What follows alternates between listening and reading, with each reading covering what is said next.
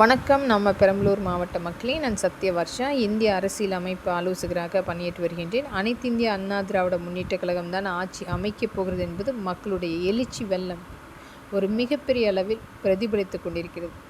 ஒவ்வொரு இடத்திலுமே மக்கள் வேண்டுகின்ற ஒரே ஆட்சி அமைப்பு அனைத்து இந்திய அண்ணா திராவிட முன்னேற்ற கழகம் வந்தால் மட்டுமே நடக்கின்ற அநீதிக்கு எதிராக மக்களுக்கு துணை நிற்கும் என்று நம்முடைய மாண்புமிகு புரட்சி தலைவரால் உருவாக்கப்பட்ட நம்மளுடைய தொண்டர்கள் இன்றைக்கு களத்தில் மக்களுக்காக உழைத்து கொண்டிருக்கின்றார்கள். ஆட்சி மாற்றம் வரப்பட வேண்டும், குழந்தைகளுக்கும் பெண்களுக்கும் பாதுகாப்பு நிர்ணயம் செய்த ஒரு ஆட்சி அமைப்பை ஏற்படுத்த வேண்டும் என்று 18,000 குழந்தைகள் கற்பழிக்கப்பட்டு 35,000 பெண்கள் கற்பழிக்கப்பட்டு வழக்குகள் பதிவு செய்திருக்கின்றார்கள். வெறும் வழக்குகளாக அந்த முதல் தகவல் அறிக்கை குற்றவாளிகளுக்கு சாதகமாக பாதிக்கப்பட்ட மக்களுக்கு எதிராக ஒவ்வொரு ஏழை எளிய மக்களை அடித்து விரட்டுவது, மாணவர்களை அடித்து விரட்டுவது நடந்து கொண்டிருக்கும் அநியாயத்தை நானும் பார்த்து கொண்டிருக்கின்றோம்.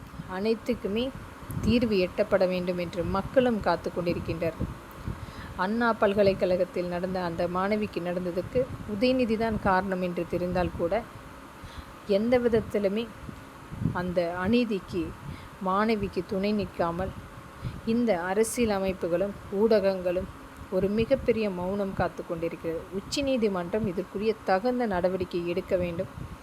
ஒவ்வொரு இடத்திலுமே ஒரு பாதுகாப்பு என்பது குழந்தைகளுக்கும் பெண்களுக்கும் ஒரு அச்சுறுத்தலான சூழ்நிலை இந்த திராவிட முன்னேற்ற கழகத்தினுடைய 2.0 நமக்கு கொடுத்து கொண்டிருக்கிறது.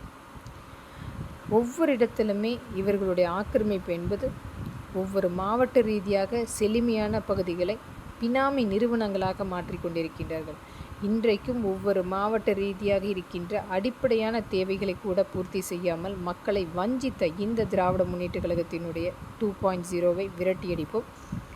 பெரம்பலூர் மாவட்டம் சார்ந்த குடித்தண்ணீர் பிரச்சினை கண்டிப்பாக தீர்த்து வைக்கப்படும். அங்குள்ள வேலை வாய்ப்புகளுக்கு கண்டிப்பாக முழுமையாக தீர்வு எட்டப்படும். கழிவுநீர் பிரச்சினை, அந்த ட்ரைனேஜ் இஷ்யூ கண்டிப்பாக முழுமையாக தீர்த்து வைக்கப்படும். அங்குள்ள அந்த கிரவுண்ட் வாட்டர் லெவல் அதற்குரிய முழுமையாக வறட்சியின் காரணமாக தண்ணீர் இல்லாமல் அந்த போர்வெலுக்குரிய பிரச்சனைகள் அனைத்துமே மாற்று வழி கொண்டு வந்து கொடுக்கப்படும். விவசாய மக்களுடைய அவர்களுக்குரிய அனைத்து சலுகைகளுமே முழுமையாக தீர்த்து வைக்கப்படும்.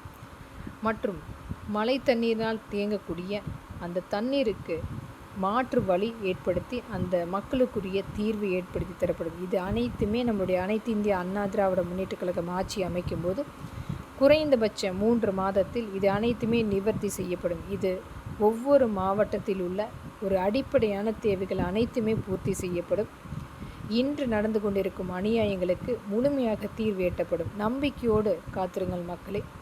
வாக்களியுங்கள் இரட்டை இலைக்கும் நம்மளுடைய கூட்டணி கட்சிகளுக்கும். மீட்டெடுப்போம் தமிழ்நாட்டை. நன்றி.